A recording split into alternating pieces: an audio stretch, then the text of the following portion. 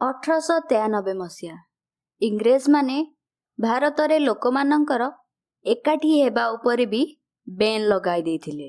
स्वतंत्रतार दाबी को संपूर्ण रूपे दबे देबाकू बहुत चेष्टा करा जाउथिला। ए सब भितरे केसरी नामक गोटे मराठी समाजपत्र रे गोटे खबर छपा गला। एमिति एक उत्सव विषय लेखा गला जहा जाति धर्म सबुठू उपरे थिला। एमिति एक महोत्सव जहा स्वतंत्रतार अग्नि को पुणी थरे प्रज्वलित करि देइथिला आउ लोकमानंग भितरे एकता भाव को पुणी ताजा करि देइथिला। एमिति एक महोत्सव जहा भक्ति हर्ष एकता खुशीर प्रतीक थिला। आजी 117 वर्ष पर भी एही उत्सव लोकमानंकु एकता डोरे बांधी रखिछि। पंडाल सजा जाए, चारिआड ढोल महुरी शब्द रे खेली जाए, घरे घरे मोदक आउ विभिन्न प्रकार खाद्य बना जाए आउ ए सबु कहार आगमनर प्रस्तुति होई थाए। विघ्नहर्ता मंगलकर्ता आमर प्रिय गणपति आमे भगवान विष्णु को सृष्टिर पालनकर्ता बोली जानती। से अलग अलग अवतार रे सृष्टि रे जन्म नहीं पाप अधर्मर विनाश करिसंती आउ आगामी भविष्यत रे मध्य से कल्कि अवतार नहीं सृष्टि समस्त नकारात्मक शक्तिर विनाश करिवे। किंतु बहुत लोक एकथा को जानी नाहांती जे ए काम कल्कि एका करिवेनी बरं तांको साथ देबे आमर प्रिय गणेश भगवान। गणपति जहां को रिद्धि सिद्धिर दाता बोली कहा जाए। से संसारर समस्त विघ्न दूर करती तेणु तांको विघ्नहर्ता मध्य कहा जाए। आउ एमिति कौनसी काम बा पूजा नहीं जहा प्रभु गणेशंक बिना आरंभ हुए। अग्रपूज्य वक्रतुंड गजानन लंबोदर एकदंत एमिति 108 नामरे आमे गणेशंकु जानिछंती। ए समस्त नामरे भगवान अलग अलग अवतार नहीं मानव जाति को रक्षा करिछंती। मुद्गल पुराण अनुसारे भगवान गणेश मनुष्य शरीरर समस्त नकारात्मक शक्तिर विनाश करिबा पई 8टी अवतार नेइथिले। तेणु गणेशंकु अष्टविनायक मध्य कुहा जाए। एमानक मध्यरु प्रथम अवतार हेउछि वक्रतुंड अवतार। माना जाए जे मत्स्यरासुर नामक गोटे असुर इंद्रदेवंकर बहुत बड़ भक्त थिला। इंद्रदेव ताकु अस्वीकार करिबारु तार शरीर क्रोधाग्नि रे भरी जाइथिला। से निश्चित करि नेइथिला जे केवल इंद्रदेव नुहंती समस्त देवता आउ ए समग्र सृष्टिर से सबुठु बड़ शक्तिशाली हेबो। समग्र सृष्टि रे निजर आधिपत्य विस्तार करी राज करिवो। निजर एही इच्छा पूर्ण करिबा पई से बहु वर्ष पर्यंत महादेवकर कठिन तपस्या कला।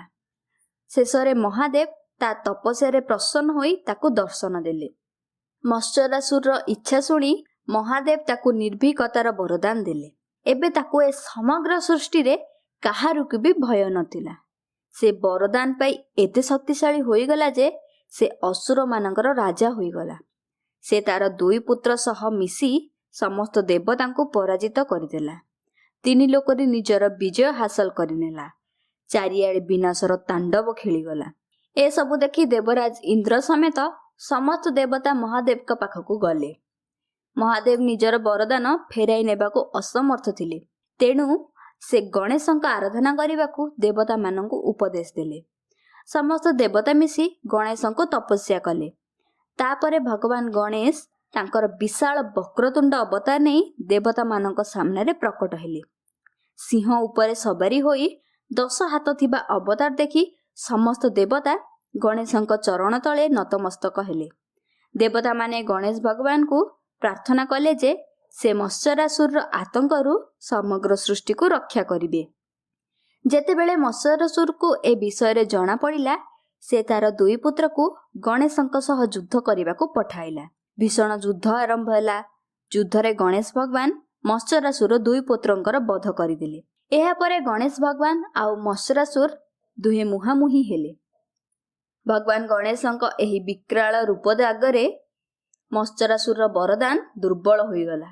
जी ए सृष्टिर काहारे को भी भय करू नथिला से गणेशंकर एही विकराल रूप देखि भयरे थरी उठिला। से भयभीत होई वक्रतुंडଙ୍କ पाद तले पड़ीगला आउ क्षमा मागिला।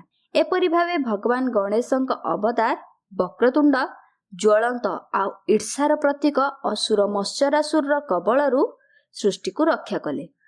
ଗଣେଶଙ୍କୁ ଆମେ ଲମ୍ବୋଦର ନାମରେ ବି ପୂଜା କରନ୍ତି। ଗଣେଶଙ୍କ ଏହି ଅବତାରର କାହାଣୀ ସମୁଦ୍ର ମନ୍ଥନ ସହ ଯୋଡ଼ି ହୋଇ ରହିଛି।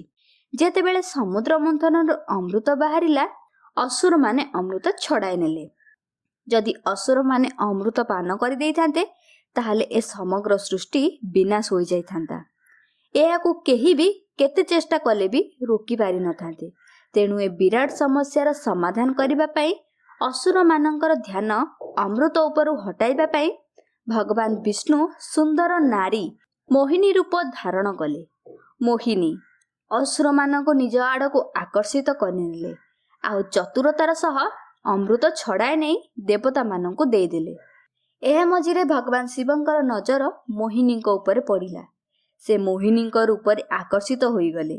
ଯେତେବେଳେ ଭଗବାନ ବିଷ୍ଣୁଙ୍କୁ ଏ ବିଷୟରେ ଜଣାପଡ଼ିଲା, ସେ ତୁରନ୍ତ ମୋହିନୀ ରୂପ ତ୍ୟାଗ କରି ନିଜର ପ୍ରକୃତ ସ୍ୱରୂପକୁ ଆସିଗଲେ। ଭଗବାନ ବିଷ୍ଣୁଙ୍କର ଏପରି ବେଇମାନିକୁ ଦେଖି ଭଗବାନ ଶିବ ବହୁତ କ୍ରୋଧିତ ହୋଇଗଲେ। ଆଉ ଶିବଙ୍କର ସେହି ପ୍ରଚଣ୍ଡ କ୍ରୋଧରୁ ଜନ୍ମ ନେଲା କ୍ରୋଧାସୁର ନାମକ ଏକ ରାକ୍ଷସ। କ୍ରୋଧାସୁର ଦୈତ୍ୟଗୁରୁ ଶୁକ୍ରାଚାର୍ଯ୍ୟଙ୍କର ଶିଷ୍ୟ ହେଲା। ଶୁକ୍ରାଚାର୍ଯ୍ୟ କ୍ରୋଧାସୁରକୁ ସୂର୍ଯ୍ୟଦେବଙ୍କର ତପସ୍ୟା କରିବାକୁ ଉପଦେଶ ଦେଲେ। ବହୁ ବର୍ଷ ତପସ୍ୟା କରିବା ପରେ ସୂର୍ଯ୍ୟଦେବଙ୍କ ଠାରୁ ବରଦାନ ପାଇ କ୍ରୋଧାସୁର ବହୁତ ଶକ୍ତିଶାଳୀ ହୋଇଗଲା। ସେ ପ୍ରଥମେ ପୃଥିବୀକୁ ନିଜର ଅଧୀନ କରିନେଲା, ତାପରେ ସ୍ୱର୍ଗକୁ ଗଲା। ତାପରେ ଧୀରେ ଧୀରେ ସେ 3 ଲୋକରେ ନିଜର ବିଜୟ ହାସଲ କରିନେଲା। କ୍ରୋଧାସୁର ଲୋକମାନଙ୍କ ଉପରେ ଅତ୍ୟାଚାର କରିବା, ହତ୍ୟା କରିବା ଆଦି ଚାଲୁ କରିଦେଲା। ଚାରିଆଡ଼େ ଲୋକମାନେ କେବଳ ତ୍ରାହି ତ୍ରାହି କଲେ। ଏସବୁଥିରେ ଚିନ୍ତିତ ହୋଇ ଦେବତାମାନେ ଗଣେଶଙ୍କୁ ପ୍ରାର୍ଥନା କଲେ। ଭଗବାନ ଗଣେଶ ଲମ୍ବୋଦର ଅବତାରରେ ମୂଷକ ପିଠିରେ ବସି ପ୍ରକଟ ହେଲେ। ସେ ଦେବତାମାନଙ୍କ ମୁଖରୁ କ୍ରୋଧାସୁରର ଅତ୍ୟାଚାର ବିଷୟରେ ଶୁଣି କ୍ରୋଧାସୁରକୁ ଯୁଦ୍ଧ ପାଇଁ ଚେତାବନୀ ଦେଲେ। କ୍ରୋଧାସୁର ଲମ୍ବୋଦରଙ୍କ ଚେତାବନୀକୁ ସ୍ୱୀକାର କରିନେଲା ଆଉ ନିଜର ସମସ୍ତ ସୈନ୍ୟ ସାମନ୍ତକୁ ଲମ୍ବୋଦରଙ୍କ ଉପରେ ଆକ୍ରମଣ କରିବାକୁ ଆଦେଶ ଦେଲା। ଲମ୍ବୋଦର କ୍ରୋଧାସୁରର ସମ୍ପୂର୍ଣ୍ଣ ସୈନ୍ୟବଳକୁ ଧ୍ୱଂସ ବିଧ୍ୱଂସ କରିଦେଲେ। ତାପରେ କ୍ରୋଧାସୁର ସ୍ୱୟଂ ଲମ୍ବୋଦରଙ୍କ ସହ ଯୁଦ୍ଧ କରିବାକୁ ଆସିଲା। କ୍ରୋଧାସୁର ବହୁତ ଚାଲାକ ଆଉ ଦକ୍ଷ ଯୋଦ୍ଧା ଥିଲା, କିନ୍ତୁ ଭଗବାନ ଲମ୍ବୋଦର ତାଠାରୁ ଗୋଟେ ପାଦ ଆଗରେ ଥିଲେ। ସେ କ୍ରୋଧାସୁରର ସମସ୍ତ ଚାଲାକିକୁ ବିଫଳ କରିଦେଉଥିଲେ। ତେଣୁ କ୍ରୋଧାସୁରର କ୍ରୋଧ ଆହୁରି ବଢ଼ି ଯାଉଥିଲା। ଶେଷରେ କ୍ରୋଧାସୁର ତାର ଅତ୍ୟଧିକ କ୍ରୋଧ ଯୋଗୁଁ ନିଜର ସନ୍ତୁଳନ ହରାଇ ବସିଲା ଆଉ ଭୁଲ କରିଦେଲା। ଏହାର ଫାଇଦା ନେଇ ଲମ୍ବୋଦର କ୍ରୋଧାସୁର ଉପରେ ତାଙ୍କର ଅନ୍ତିମ ବାଣ ପ୍ରୟୋଗ କଲେ ଆଉ ତାର ଅନ୍ତ କଲେ। ଏହିପରି ଭାବେ ଭଗବାନ ଲମ୍ବୋଦର କ୍ରୋଧର ଅସୁର କ୍ରୋଧାସୁରର କବଳରୁ ସଂସାରକୁ ରକ୍ଷା କଲେ। ଏହିପରି ଭାବେ ଭଗବାନ ଗଣେଶ ଏକଦନ୍ତ, ଗଜାନନ, ବିକଟ, ବିଘ୍ନରାଜ, ଧୂମ୍ରବାନ ଆଉ ମହୋଦର ଅବତାର ନେଇ କାମ, ଲୋଭ, ମୋହ, ଅହଙ୍କାର ଆଉ ଅଜ୍ଞାନ ପରି ନକାରାତ୍ମକ ଶକ୍ତିର ଅନ୍ତ କଲେ। କଳ୍କି ପୁରାଣ ଅନୁସାରେ କଳିଯୁଗର ଅନ୍ତ ବେଳକୁ ପୃଥିବୀରେ ମାନବତାର ଅବସ୍ଥା ବହୁତ ଖରାପ ହେଇଯିବ। ପୃଥିବୀ ଶୁଖି ଫାଟିଯିବ, ଆକାଶରୁ ଏସିଡ୍ ରେନ୍ ହେବ।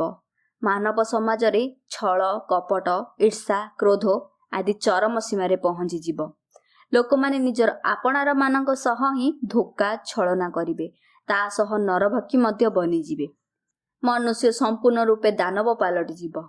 ଏସବୁ ପଛରେ ଥିବ ଏକ ଭୟଙ୍କର ଶକ୍ତିଶାଳୀ ରାକ୍ଷସ କଳି। କଳି ଏ ସଂସାରରୁ ଧର୍ମ, ନ୍ୟାୟ, ସତ୍ୟ, ସକାରାତ୍ମକ ଶକ୍ତି ସବୁକୁ ନଷ୍ଟ କରିଦେବ। ଏହି କଳି ନାମକ ରାକ୍ଷସର ଅନ୍ତ କରିବା ପାଇଁ ପୃଥିବୀରେ ଜନ୍ମ ନେବେ ଭଗବାନ ବିଷ୍ଣୁଙ୍କର ଅନ୍ତିମ ଆଉ 10ମ ଅବତାର କଳ୍କି ଅବତାର। ଭୀଷଣ ଯୁଦ୍ଧ ହେବ। ଯୁଦ୍ଧରେ କଳି ରାକ୍ଷସର ପରାଜୟ ହେବ। କିନ୍ତୁ ଏ ଯୁଦ୍ଧ କଳ୍କି ଏକା ଲଢ଼ିବେନି, ତାଙ୍କ ସାଥିରେ ରହିବେ ଭଗବାନ ଗଣେଶଙ୍କ ଅବତାର ଧୂମ୍ରକେତୁ। ନୀଳ ରଙ୍ଗର ଘୋଡ଼ା ଉପରେ ବିରାଜମାନ ହୋଇ ପ୍ରଚଣ୍ଡ ରୌଦ୍ର ରୂପ ନେଇ ପ୍ରକଟ ହେବେ ଧୂମ୍ରକେତୁ। ସେ କଳ୍କିଙ୍କ ସହ ମିଶି କଳି ଆଉ ତାର ସାମ୍ରାଜ୍ୟର ଅନ୍ତ କରିବେ। ଭବିଷ୍ୟ ପୁରାଣ ଅନୁସାରେ ଭଗବାନ ଗଣେଶଙ୍କର ଚତୁର୍ଥ ଅବତାର ଧୂମ୍ରକେତୁ ବା ଧୂମ୍ରବାନ କଳି ଯୁଗରେ ଜନ୍ମ ନେବେ। ଧୂମ୍ରକେତୁର ଅର୍ଥ ହେଉଛି ଧୂଆଁ ବା ଅଗ୍ନି, ଅର୍ଥାତ୍ ସେ କଳି ଯୁଗରେ କଳ୍କିଙ୍କ ସହ ମିଶି ସମସ୍ତ ନକାରାତ୍ମକ ଶକ୍ତିର ବିନାଶ କରିବେ। କିନ୍ତୁ ଏହା ପ୍ରଥମ ଥର ହେବନି। ଗଣେଶ ପୁରାଣ ଅନୁସାରେ ଭଗବାନ ଗଣେଶ 4 ଯୁଗରେ ଅଲଗା ଅଲଗା ଅବତାର ଧାରଣ କରନ୍ତି। ସତ୍ୟ ଯୁଗରେ ଭଗବାନ ଗଣେଶ ଦେବମାତା ଅଦିତି ଆଉ ଋଷି କଶ୍ୟପଙ୍କ ଘରେ ଭୂତକଣ୍ଠ ନାମରେ ଜନ୍ମ ନେଲେ। ଏହି ଅବତାରରେ ସେ ସିଂହ ଉପରେ ବିରାଜମାନ ହୋଇଥିଲେ ଓ 10ଟି ଭୁଜ ଥିଲା। ଏହି ଅବତାରରେ ଭଗବାନ ଦେବାନ୍ତକ ଓ ନରାନ୍ତକ ନାମକ 2ଟି ଅସୁରର ବଧ କରିଥିଲେ। ତ୍ରେତୟା ଯୁଗରେ ମାତା ପାର୍ବତୀ ଭଗବାନ ବିଷ୍ଣୁଙ୍କୁ ତପସ୍ୟା କରି ଗଣେଶଙ୍କୁ ପୁତ୍ର ରୂପରେ ପାଇଥିଲେ। 6ଟି ଭୁଜ, ଚନ୍ଦ୍ର ସମାନ ଚମକୁଥିବା ଉଜ୍ଜ୍ୱଳ ଶରୀର ଆଉ ମୟୂର ବାହନ ଥିଲା। ତେଣୁ ତାଙ୍କ ନାମ ମୟୂରେଶ୍ୱର ରଖାଗଲା। ଗଣେଶ ପୁରାଣ ଅନୁସାରେ ମୟୂରେଶ୍ୱରଙ୍କ ଜନ୍ମ କିଛି ଅଲଗା ଉଦ୍ଦେଶ୍ୟରେ ହୋଇଥିଲା। ସେ ଉଦ୍ଦେଶ୍ୟ ଥିଲା ସିନ୍ଧୁ ରାକ୍ଷସର ଅନ୍ତ କରିବା, ଯିଏ ଅମୃତ ପାନ କରି 3 ଲୋକରେ ନିଜର ଆଧିପତ୍ୟ ବିସ୍ତାର କରିଥିଲା। ମୟୂରେଶ୍ୱର ସିନ୍ଧୁ ରାକ୍ଷସକୁ ଯୁଦ୍ଧରେ ପରାଜିତ କରି ତା ପେଟକୁ ଚିରି ଅମୃତ ବାହାର କରିଦେଲେ ଆଉ ଏ ସଂସାରରୁ ସିନ୍ଧୁ ରାକ୍ଷସର କବଳରୁ ରକ୍ଷା କଲେ। ଏହିପରି ଭାବେ ଦ୍ୱାପର ଯୁଗରେ ମଧ୍ୟ ଭଗବାନ ଗଣେଶ ଶିବ ଓ ମାତା ପାର୍ବତୀଙ୍କ ପୁତ୍ର ରୂପେ ଜନ୍ମ ନେଲେ। ତାଙ୍କର 4ଟି ଭୁଜ ଥିଲା, ହାତୀର ଶିର ଆଉ ମୂଷକ ବାହନ ଥିଲା। ଏହି ଅବତାର ନାମ ଗଜାନନ ଥିଲା। ଗଜାନନ ଅବତାର ଉଦ୍ଦେଶ୍ୟ ଥିଲା ବ୍ରହ୍ମାଙ୍କର ପୁତ୍ର ସିନ୍ଧୁରାସୁରର ବଧ କରିବା। ସିନ୍ଧୁରାସୁର ଏତେ ଶକ୍ତିଶାଳୀ ଥିଲା ଯେ ତାକୁ ସ୍ୱୟଂ ବ୍ରହ୍ମା ମଧ୍ୟ ଡରୁଥିଲେ ଆଉ ନିଜ ଜୀବନ ବଞ୍ଚାଇ ଦୌଡୁଥିଲେ। ଥରେ ସେ ମହାଦେବଙ୍କୁ ମଧ୍ୟ ଯୁଦ୍ଧ ପାଇଁ ଚୁନୌତି ଦେଇଥିଲା, କିନ୍ତୁ ମାତ୍ର 9 ବର୍ଷ ବୟସରେ ଗଜାନନ ସିନ୍ଧୁରାସୁରକୁ ପରାଜିତ କରିଥିଲେ। ଗଣେଶ ଭଗବାନଙ୍କ ମହତ୍ଵ କେବଳ ବେଦ ପୁରାଣ ନୁହଁ, ବରଂ ଆମର ପ୍ରତିଦିନିଆ ସାଧାରଣ ଜୀବନରେ ମଧ୍ୟ ଭରି ହୋଇଅଛି। କୌଣସି କାର୍ଯ୍ୟ, କୌଣସି ବି ପୂଜା ଗଣେଶ ଭଗବାନଙ୍କ ବିନା ଆରମ୍ଭ ହୁଏ ନାହିଁ। ସେ ଛୋଟ ନଟଖଟ ବାଳକ ରୂପ ନେଇ ପିଲାମାନଙ୍କର ସାଙ୍ଗ ହୋଇପାରନ୍ତି ଆଉ ସମୟ ଆସିଲେ ବିକରାଳ ରୂପ ନେଇ ଦୁଷ୍ଟମାନଙ୍କର ନାଶ ମଧ୍ୟ କରନ୍ତି। ଯଦି ଆପଣମାନେ ଭଗବାନ ଗଣେଶଙ୍କ ବିଷୟରେ ଆଉ ଭିଡ଼ିଓ ଦେଖିବାକୁ ଚାହାନ୍ତି ତାହେଲେ ଆମକୁ କମେଣ୍ଟ ସେକ୍ସନରେ ଜଣାନ୍ତୁ। ଯଦି ଏହି ଭିଡ଼ିଓଟି ଭଲ ଲାଗିଥାଏ ତାହେଲେ ଭିଡ଼ିଓକୁ ଲାଇକ୍ ଆଣ୍ଡ ସେୟାର କରନ୍ତୁ ଆଉ ଆମ ଚ୍ୟାନେଲକୁ ସବସ୍କ୍ରାଇବ୍ କରନ୍ତୁ। ଆଜି ପାଇଁ ଏତିକି, ଧନ୍ୟବାଦ।